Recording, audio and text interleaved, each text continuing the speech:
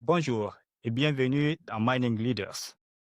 Aujourd'hui, dans cet épisode-là, nous allons aborder une thématique encore d'actualité aujourd'hui, très sensible aujourd'hui. Pour cela, j'ai l'immense plaisir d'avoir comme invité Youssef Larbi. Bonjour Youssef. Bonjour. Bienvenue dans cette émission-là. Et c'est drôle, hein? Il y a Youssouf, il y a Youssef. Ça se complète. Youssef, il va se présenter. Il y a pas meilleure personne pour le présenter que lui-même. Il va pouvoir nous parler un peu de sa carrière. Et il a vraiment travaillé beaucoup avec les communautés autochtones. Donc déjà là, vous présentez de quoi est-ce qu'on va discuter aujourd'hui. Donc, Youssef, je vais te laisser te présenter au public. Ouais, merci beaucoup, Youssouf. Et je considère que c'est une superbe opportunité pour nous d'exprimer déjà certains points, en fait, par rapport à l'industrie, sur le territoire, et même par rapport à d'autres choses. Parce qu'il y a les scientifiques, les gens, les travailleurs, etc. Donc, moi, je suis directeur général du Conseil CRI sur l'exploration minérale. Et je suis en poste depuis 2002. Ah oui. Est-ce que c'est nécessairement une garantie d'expertise? Peut-être pas, mais certainement une garantie de comprendre une culture qui n'est pas la mienne. Et toi et moi, on sait, on vient d'Afrique, les Ouais. cultures, il y en a tellement, c'est tellement varié. Varié. Ici, on est un peu plus uniforme, sauf quand on va sur des territoires qui appartiennent, enfin, c'est pas nécessairement appartenir, mais là où d'autres cultures vivent, comme les Cris, les Inuits, voilà, et c'est passionnant, en fait. C'est vraiment passionnant. Donc, j'étais engagé dans l'idée, parce que à l'époque, le Grand Conseil des Cris avait décidé, sachant que l'activité allait venir sur le territoire de la baie James, des précurseurs déjà Ouais, auparavant. déjà en 2002. Bon, il y avait des précurseurs qui disaient bah, va falloir s'organiser parce que ça va être beaucoup plus complexe, plus intense que ça. Donc les gens, c'est ça, ils se sont mis d'accord de travailler dans ce sens-là. J'ai été approché à l'époque par un de mes professeurs, Michel Bouchard, que lui connaissait le grand chef de l'époque. Ok, d'accord. Et il a dit, bah, j'ai peut-être quelqu'un pour toi. C'est un géologue, c'est un scientifique, mais en même temps, il peut parler au monde, il est gentil. Il est ouvert et tout. Je pense qu'il cherchait plus l'idée d'avoir quelqu'un qui est accessible sur le plan de communication, etc. Quelqu'un pas trop gêné pour parler aux gens. Donc, c'est vraiment des caractéristiques simples. Ouais, Mais on les a, on les a pas, il faut attendre. ouais. Donc, j'ai commencé à ce moment-là et écoute, on a fait un très, très, très long chemin depuis le temps. Tu sais quoi, Youssef, s'il te plaît, Youssef, puisque tu me mets dans cette situation, la première chose que j'ai faite, et c'était une promesse que j'ai faite au grand chef de l'époque, c'est que il m'a dit, je veux que les enfants comprennent ce que vous faites. Ok, wow. Et c'était très percutant. J'avais compris tout de suite c'est quel mandat qu'il voulait. Oui, c'est ça, parce que moi, je sais que tu travaillais beaucoup avec les jeunes dans leur formation et tu fais beaucoup d'incitations, tu essaies de les pousser à aller vers l'industrie. Il y a beaucoup d'initiatives que tu prenais. Donc, ça faisait déjà partie de ton mandat et c'est quelque chose qui te tient beaucoup à cœur. Et aujourd'hui, ce conseil-là, comment c'est structuré, comment ça fonctionne? Merci pour la question. Conseil CRI ou le Criminal Exploration Board, c'est comme ça qu'il est transcrit. Oui. C'est un organisme qui a été créé déjà à la Convention de la baie James. Ah, ben on va y revenir. Quand je suis arrivé, moi, j'étais pas l'initiateur de ça. J'étais évidemment un élément de ça parce que eux autres, quand ils ont fait ça avec le gouvernement du Québec, Mhm. et ils se sont entendus sur un organisme qui va avoir une intervention gérée sur le territoire, surtout gérer l'accessibilité au territoire. Le CRI avait déjà une idée de développement. Et ils sont du tout pas contre le développement, mais ils voulaient le faire à leur façon et c'était sage d'avoir pensé.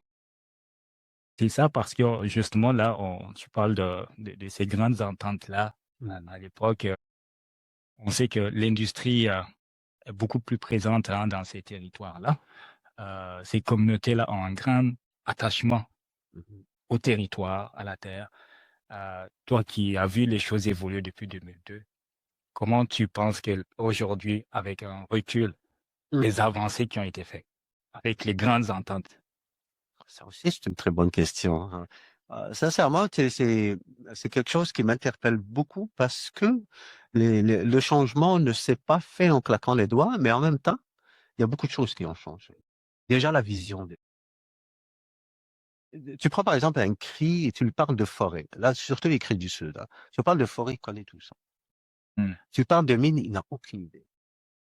Et donc, quand OK. il est arrivé, on était surpris, et les gens étaient surpris par cet accès, malgré que Chibougamau, elle est quand même proche de Mysticini, Mhm. du Bougoumou, mais l'activité est concentrée, on dirait. Nous, on a des pionniers qui ont travaillé, comme Jim Carr, Voilà. de Mysticini, oui, Ensemble, ensemble. exactement. Ça, c'est des pionniers parce qu'ils ont embrassé la carrière Mhm. dans le domaine minier. Et ils étaient tout jeunes. Ils avaient commencé à 12 ans, hein. Wow. C'est quand même assez jeune, comme il dit. Et donc, ça a permis de développer une expertise locale, même si c'était pas présent tout le temps. Mais si on monte vers le nord, il n'y en a absolument rien. Et je veux dire, les gens n'étaient pas au courant de ce qui se passe. Tu passes Nemaska, Oueskagalich, etc., Eastmain, Oumeji, Chisasidi, Ouamafchou, il n'y avait aucune activité qui pouvait les enseigner sur quoi que ce soit. Donc pour eux, c'était tout du nouveau. Et il y avait peur.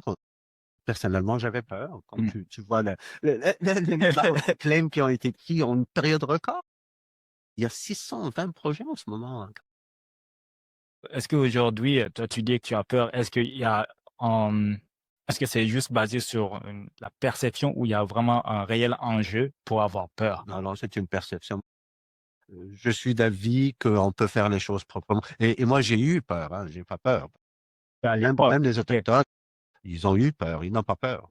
Parce que c'est comme n'importe quoi. Si on ne connaît pas, on a peur. Ouais. Et eux, ils commencent à comprendre que, en fait, ils sont très, très amicaux avec l'exploration. Hmm. Parce qu'ils trouvent que c'est pas très intrusif. Ouais. L'impact n'est pas énorme. Ouais. Par contre, quand ils voient une mine, Attends, il est un peu... absolument, et surtout s'ils pensent qu'il va y avoir plusieurs mines. Oui, ça, c'est sûr. Ça prend beaucoup de collaboration avec ces communautés-là. Là, Youssef, toi, avec le conseil CRI, tu couvres toute la communauté CRI du Nord. Ça fait Il y a neuf d'accord. communautés, plus une communauté qui vit avec les Algonquins, on appelle ça Washasibi, OK. à Picogan, à OK. côté de Ham. Donc, il y a une communauté là qu'on conserve aussi. Pour toutes ces communautés-là, nous, on est là pour les informer de tout ce qui se passe. Par exemple, tu sais comment le territoire CRI est réparti en traplines, hein. Oui. Chaque cellule appartient Oui. à une famille de Mysticini. Et la communauté aussi, elle a les traplines de ces familles-là et la gestion de ces territoires, c'est vraiment basé sur la connaissance ancestrale, regardant les animaux, regardant les plantes. Dès qu'il y a un changement ou ils sont sensibles à ça parce Hmm. qu'ils l'ont toujours observé. Moi, c'est mes yeux sur le territoire, Internet avec toi. À l'époque, maintenant c'est beaucoup plus sérieux, mais à l'époque, il y a beaucoup d'entreprises qui rentraient en kétiminée parce qu'ils avaient peur. Ils se disaient, oh, ben, si on parle au crime, ils vont nous créer des problèmes, etc. Mais ça, c'était une crainte. Il y avait la crainte de l'exploration. Je Ouais. parlais de la crainte, de ma crainte et la crainte Oui. des créants. Il y avait une grosse crainte de l'exploration. Ils avaient peur. Ben, si on s'exprime, si on leur dit ce qu'on va faire, ils vont peut-être nous bloquer, causer des problèmes, etc. Hmm. Et donc, ça a pris du temps quand même pour trouver un terrain d'entente. Et je pense on était un bon médium pour ça. J'espère. Comment dirais-je, j'aime bien le dire parce que Ouais. pour nous, c'est une réussite. Mais il reste énormément de travail à faire. Hmm. Et la communication, c'est pas tout. Non, ouais, c'est ça, c'est ça, hein. Il y a des approches, là, on va y revenir, comme ça tu vas pouvoir nous donner plus de détails là-dessus. Là, j'aimerais un peu qu'on regarde là, parce qu'on parle de l'industrie minière, on parle des communautés dans lesquelles cette industrie-là se développe. cette industrie, on la connaît, il y a quand même deux grandes composantes, l'exploration et tout le côté mining. J'aimerais qu'on commence avec l'exploration, Youssef. Aujourd'hui, toi, avec toutes les compagnies que tu vois venir et partir dans les régions, comment tu penses qu'il devrait être l'approche première pour une compagnie minière ou une compagnie d'exploration qui souhaite venir dans ces communautés-là pour faire des travaux? Quelle est la première étape? Ben, je vais commencer par dire, Youssouf, que ça a changé beaucoup.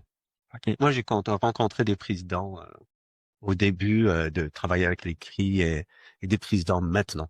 C'est la mentalité est changée. Ils sont plus sensibles. Ils sont plus sensibles à l'environnement. Ils sont des choses qu'on ne voyait pas avant. Parce qu'en son temps, un président de compagnie, il veut faire de l'argent. Ouais, Hein, il y a des actionnaires derrière lui. Il n'y a pas le choix. faut pas se le cacher. Et c'est respectable. Il n'y a pas de problème. Tu sais, on comprend très bien ça. Ouais. Sauf que à l'époque, façon, tu sais, de faire, ça a un petit peu figé les gens. Donc, il n'y avait pas de communication. Ils ont peur. Là, on ne veut pas leur parler. Parce Mhm. que si on leur parle, on ouvre un canal et là, Ouais, on s'impose. ouais, On veut dire chez nous. ouais, c'est la grande. Et donc, nous, on a procédé tout de suite. Ce qu'on avait fait, en fait, on a établi une relation de confiance.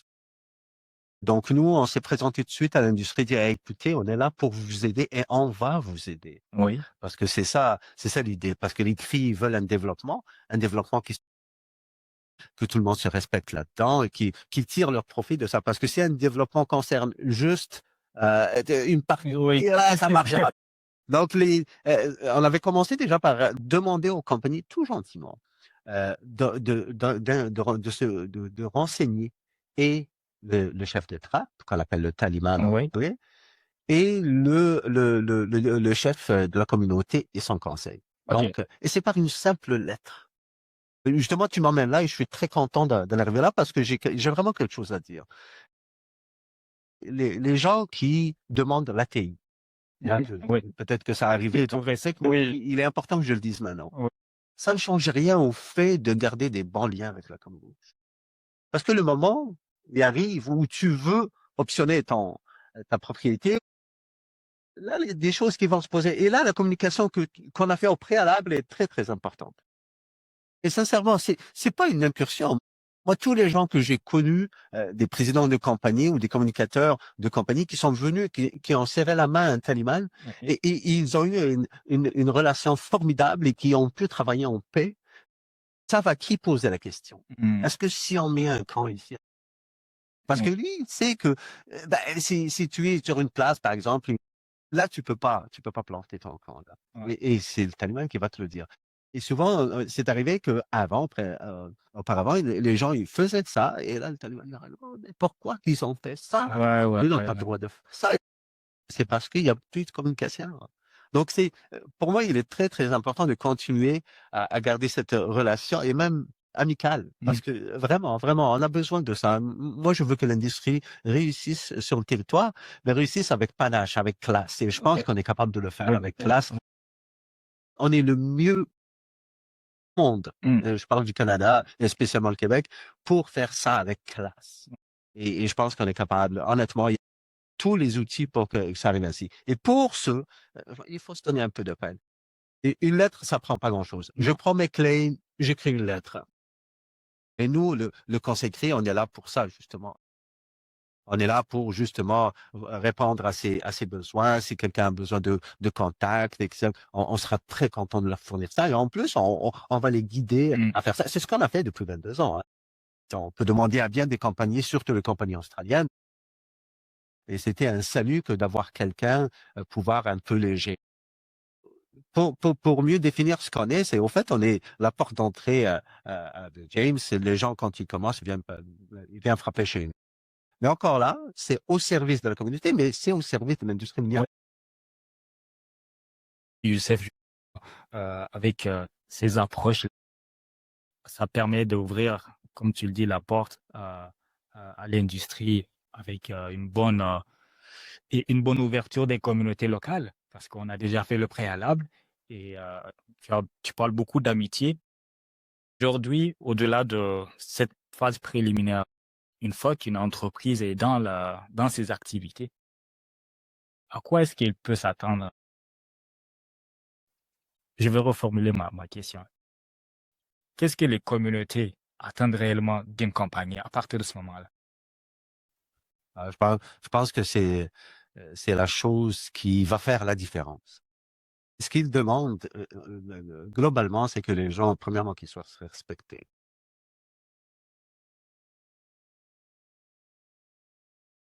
Pas de problème.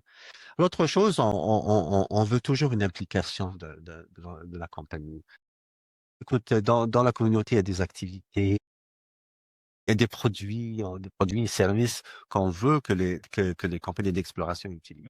Donc, on essaie de développer. C'est sûr qu'on n'est pas au point dans tous les domaines, mais chaque communauté elle essaie de développer ces secteurs-là, espérant être au point pour bien servir les compagnies d'exploration. De toute façon, ça rentre dans un cadre de développement économique global Mhm. de la région et des compagnies qui en profitent de la manne sur la région. Donc, il est important d'avoir cette communication pour que ces choses se fassent de cette façon-là. Et donc là, tu parles donc qu'il faut vraiment s'assurer d'avoir une implication de la communauté, l'employabilité, acheter des biens sur place au lieu de les commander c'est chez Amazon, je ne sais pas, des choses comme ça.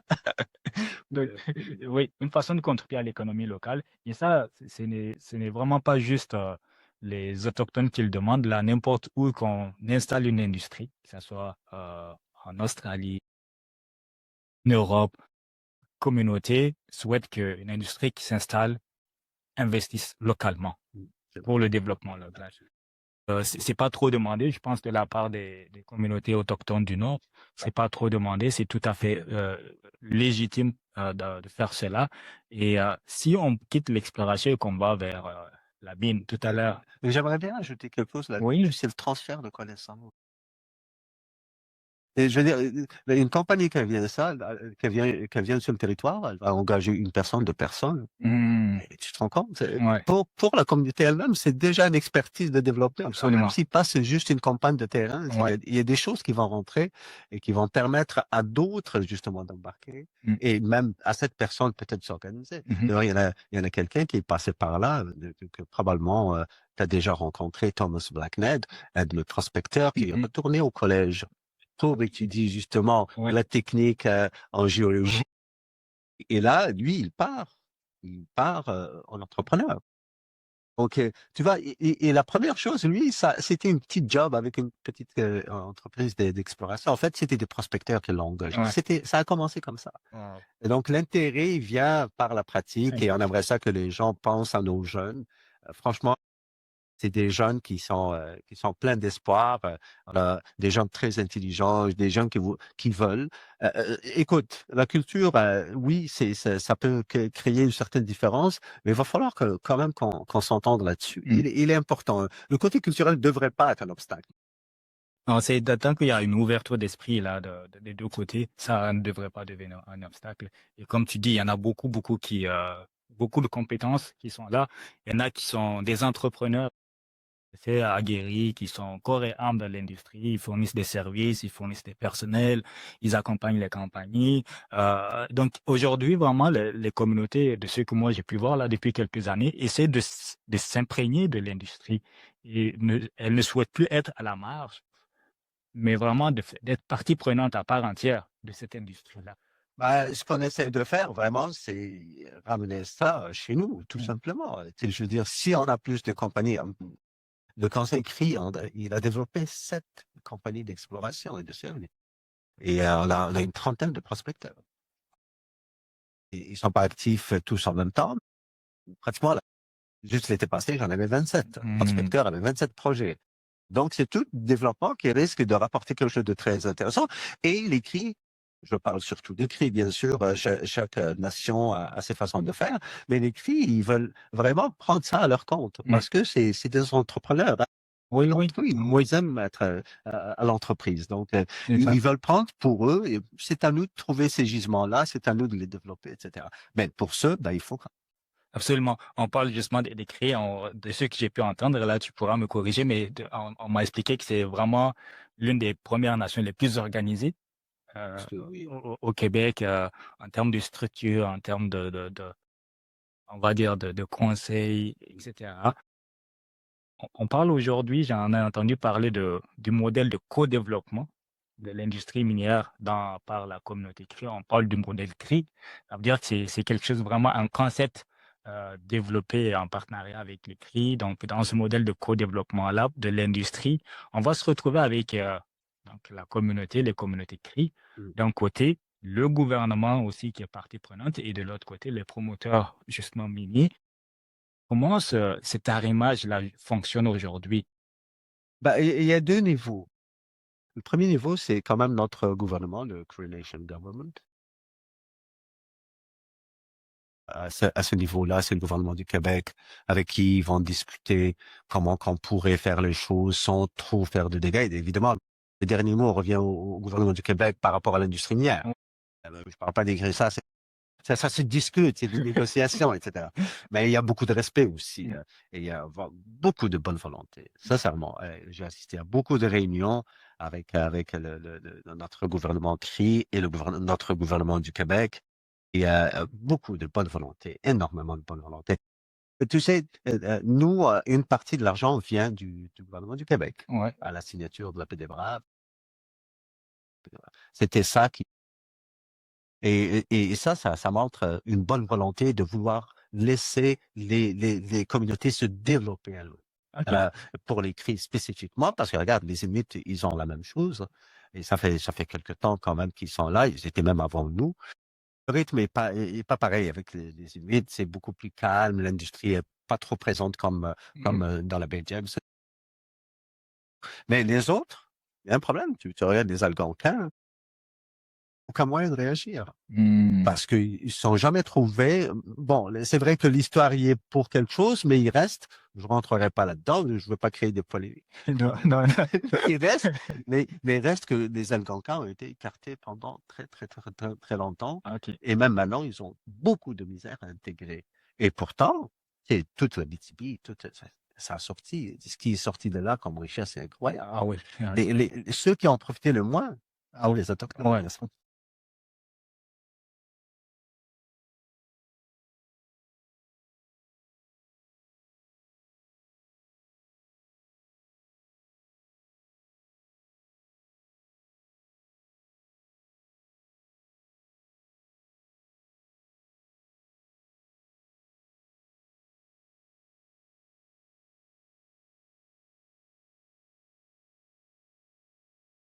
Faut appeler le chat par son nom, Oui. le chat. Elle était, s'il n'y avait pas l'hydroélectricité, peut-être qu'on n'en serait pas là. Oui, c'est ça. Ouais, attendez. Exact. Et donc là, il y a ces deux grandes ententes, la paix des Braves et puis la convention de la BGM. Est-ce que tu peux nous dire quelques mots là-dessus? Écoute, je suis pas un féru là-dedans.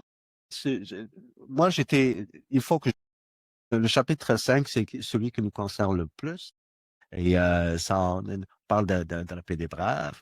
La convention de la baie James, c'est bien avant, et bien sûr. Ça, c'était dans les années 70, la première entente D'accord. entre Québec. Et en 2002, c'est notre grand chef Ted Moses qui a signé justement une complémentarité de la première qui s'est arrivée. Et c'était plusieurs secteurs. Et pour la première fois, il y avait le secteur des mines. Donc, nous, on apparaît dans ce chapitre 5 pour l'organisation du territoire. Et ça a été signé par Québec. Donc, c'est quelque chose qui a été entendu pour aider comme ça. Les seuls qui ont embarqué sur cette entente-là, c'est bien, on dit que c'est conventionné.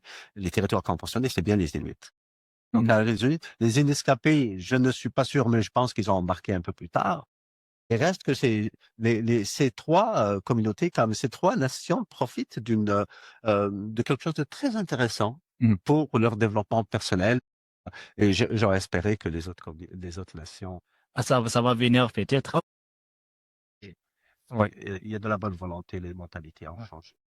Et ce chapitre 5 là, ça dit quoi exactement? Non? Ben, écoute, là, tu me mets au défi. Oui, c'est un peu technique que je vais pas trop Dans le chapitre 5, on propose qu'il y ait une organisation CRI qui se charge des affaires qui reliées à toutes les ressources naturelles. Donc le management des gens dans le territoire, développement concerté. Donc nous, on était mis à toutes les sauces. Notre impact diminue de plus en plus parce que je suis content d'ailleurs, parce que je peux me concentrer à d'autres choses, parce que l'industrie est devenue vraiment de plus en plus Plus évoluée. responsable. Responsable. J'aime bien responsable parce qu'évoluer, je pense que ça a toujours été oui, mais c'est responsable, effectivement. Sensible à ce que l'autre peut penser, etc. Et ça, écoute, un grand poids des épaules.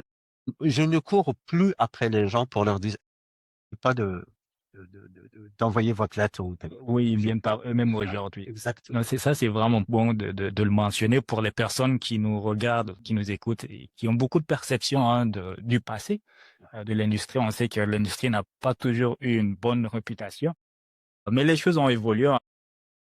On a un témoin historique hein, qui a vu un peu comment ça s'est passé depuis 2002, dire ça fait au moins 2 décennies.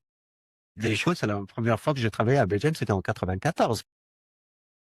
Donc, en fait, c'est encore beaucoup plus long que ça dans l'histoire. Et il a vu cette évolution-là déjà en travaillant, mais même en étant vraiment de l'autre côté de l'industrie, supportant les communautés. Il nous explique que les compagnies sont un peu plus responsables qu'avant et qu'aujourd'hui, ils sont plus dans le mode proactif que d'attendre qu'on vienne les pousser, ce qui est une bonne chose. Euh, Avant de terminer, Seth, j'aimerais ça qu'on aborde un peu la section mining. La production minière aujourd'hui, on sait que c'est le nerf de la guerre. Hein. Une fois qu'on veut l'exploration, tout ça, ça va encore. Dès le moment, Exploration. dès le moment qu'on dit, on commence à parler de études de faisabilité, commence à parler de construire une mine, là, on sent les gens deviennent Ouais. un peu frileux, les gens sont un peu stressés. Comment les communautés ils vivent ça? Et comment ils sont ouverts aussi à ça? Est-ce que c'est non, on veut tout contrôler ou est-ce que c'est plutôt on veut accompagner? Quand il s'agit d'une mine, c'est autre chose. Hein. Vraiment autre chose. Pourquoi? Tu le sais, mais je veux juste insister sur un point parce que le politique est prendre dessus. Ah, ok. Donc, il y a l'intérêt commun. En fait, dans une mine, ce qui est différent à l'exploration, c'est que il y a l'intérêt du Canada, du Québec, et aussi et de la communauté. Donc, tout cet intérêt-là, c'est difficile. Donc, c'est les politiques finalement qui vont décider. Je suis témoin de quelque chose quand même de très intéressant. Par rapport à la communauté, à la mine, elle se développe. Maintenant, on va voir qu'est-ce que ça va faire dans le futur proche, parce que cette mine, elle va fermer. Et on espère que maintenant, on est arrivé à des belles mines, Mhm. des mines propres. Je peux pas vraiment le dire comme ça, mais c'est des mines meilleures que ce qu'on avait Ouais. avant, avec beaucoup moins d'impact. Il y en a, même s'il y en a, il y en a beaucoup. La différence entre ces deux-là fait que une mine elle a une caractéristique complètement différente sur l'aspect politique et sur l'impact de l'économie de la communauté elle-même. UMG, là où moi je l'ai vu en 2000 et je l'ai vu en 94 parce qu'on est passé par UMG à un moment donné quand j'étais dans la BDS et c'était évidemment c'était très difficile, c'était des villages de l'époque. Ouais. Je t'emmène tout de suite à Tawapiscat, il y a une mine de diamants, c'est de la misère. Ok. Et là, c'est des questions, nous, qu'on veut même pas se poser par rapport à notre... Non, ça marche pas comme ça. Et ces gens-là, c'est tous des Québécois. Mhm. Il n'y a aucune raison pour que des communautés aient une vie aussi difficile, même avec l'industrie qui se développe. Une mine de diamants qui devrait faire travailler beaucoup de gens, etc., etc. Bon, évidemment, on peut sortir bien des excuses, mais peut-être des excuses qui valent la peine d'être citées, mais il reste quand même que l'image finale elle n'est pas formidable. Et nous, on veut absolument éviter cette image-là. Et effectivement, tu as raison, on est impliqué sur tout le long.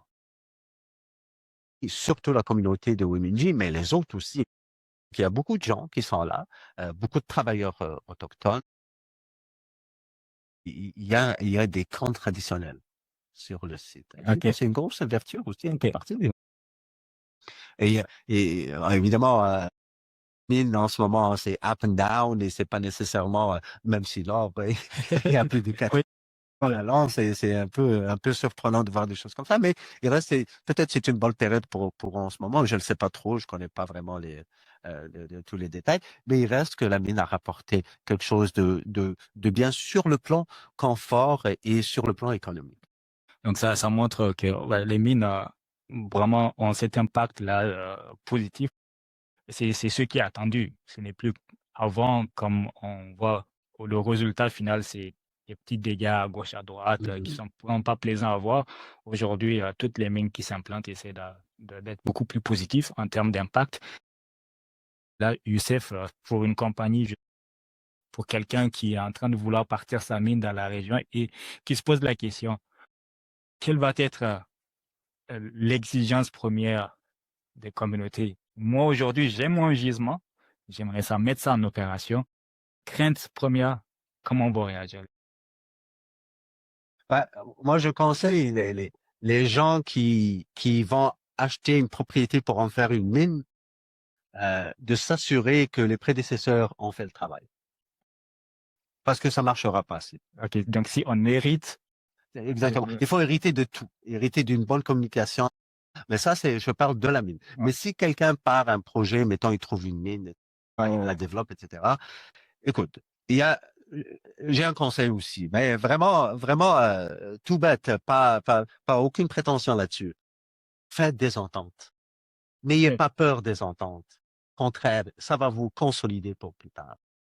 Tu sais, IVA, c'est une bonne chose. MOU, c'est une bonne chose. Il faut pas avoir peur de ça. Je me rappelle, André Goman, il sera témoin de ça. Il me l'a demandé. Il dit, moi, je ne vois pas de problème là-dedans. Au contraire, c'est OK, pour vous. ouais, Je ouais, veux dire, ouais. tu t'assures quelque chose. Oui, tu peux céder à certaines choses, mais tu t'assures quelque chose. D'ailleurs, parlant d'André, je parlais de Virginia, c'était la première compagnie qui a vraiment investi dans la communauté, D'accord. dans le sport, des Ouais, choses comme ça. ça- Et ça, c'est intéressant pour la communauté. Tiens, on va le retomber. Hmm. Maintenant, Goldcorp, pas Goldcorp, là, Eleonore, Eleonore, oui. a ramené beaucoup de choses. Il y a des bâtisses qui ont été construits par la mine. Donc, c'est un investissement direct de la mine. Ouais, Ça, c'est mis à part de toutes le reste, redevances, etc., etc. ouais. Mais faites des ententes dès le début. Je pense que ça consolide. Au moins, on sait où est-ce qu'on va. Ouais, non, donc ça c'est bon, c'est bon. C'est un bon conseil justement pour aller vers la fin de cette émission. Enfin, entreprise, hein, les promoteurs, le conseil clé, c'est faire des ententes. On est un peu, on a toujours un peu peur de ces ententes-là parce qu'on a peur d'être engagé par la suite dans quelque chose qu'on ne sait pas où est-ce que ça va aller. Mais ça, il faut pas avoir peur, comme le dit Youssef. On ne peut que se consolider là-dessus, capitaliser là-dessus pour la suite. Et donc, on invite les compagnies à faire ça. Et Youssef, j'aimerais ça te laisser le mot de la fin. Que tu t'adresses, je ne sais pas, aux gens qui nous écoutent, aux professionnels d'abord et aux compagnies, les deux. Ouais, Parce que l'industrie, c'est les deux, hein. Ou peut-être même aussi aux jeunes cris aussi qui pourraient nous écouter. oui, absolument. Regarde. Oui, OK, c'est bon. C'est bon. Ben, je vais quand même commencer par tous les gens de la science. Franchement, vous êtes la bienvenue. Les cris adorent voir les scientifiques travailler dans tous les domaines, hein, celui des Oui. biologistes, des géologues.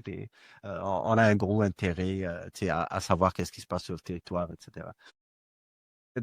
Aussi, pour l'industrie, je pense qu'elle est en constante évolution en termes d'image. Et aussi, les ressources sont bien présentes à Rebel James, donc ça vaut Ouais. la peine de faire un effort. Et aussi, ce que je vois de l'industrie, il y a vraiment de la bonne volonté, il y a vraiment de la bonne foi. Il y a quelque chose que je n'avais pas vu avant. Et je suis très content de le voir. En ce qui concerne aussi le transfert de connaissances, il faut qu'on soit conscient que c'est donnant-donnant. La vie, ça peut pas être juste, ah, OK, tu viens prendre des ressources et tu mets un peu d'argent et c'est fini. Ah non, c'est plus que ça, c'est plus profond. Ouais. On va aller chercher l'humain, tu sais, on va développer avec les gens qui sont concernés directement. Donc, j'aimerais bien que les gens, tu sais, s'y intéressent, que ce soit prendre un autochtone sur un petit projet. Si c'est possible, moi, je serais content parce que je comprends que l'industrie n'a pas nécessairement l'argent. Des fois, il y a juste le géologue et son assistant. Mais je sais aussi que on peut prendre un jeune autochtone. On a formé énormément dans prospection, l'exploration, etc. Et donc, je serais content. Et aussi, euh, les jeunes cris, ils sont jeunes. Ils veulent voir leur avenir dans un contexte plus intéressant. Je pense que ceux qui sont déjà embarqués, ils savent très bien qu'il y a une avenue à faire. Et sincèrement, je suggère au mien tout le temps, c'est apprenez la science de c'est encore plus intéressant parce que l'application vient après de cette science.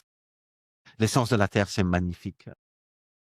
Tellement de choses. Et quand on a commencé, comme j'avais dit, on a commencé par les écoles primaires, les écoles secondaires. Pour nous, était très important et je continue à penser de cette façon. Il n'y en a pas une autre façon que l'éducation pour arriver à des résultats bons et aussi une bonne entente. On veut pas, nous, c'est le seul spin-off qu'on a sur le territoire. Dire, Ouais, ouais. il n'y a pas, en bas, oui, dans, dans le sud, il y a un peu de foresterie et encore là, ça commence vraiment à tirer de l'arrière. Ouais. Mais si tu vas vers le nord, ben, il n'y a absolument rien. Merci Yes. beaucoup. Merci beaucoup, Youssef, pour ce partage-là. C'est vraiment, vraiment précieux. Les gens, ils ont certainement beaucoup appris comment aller sur le territoire quand on est dans l'industrie minière.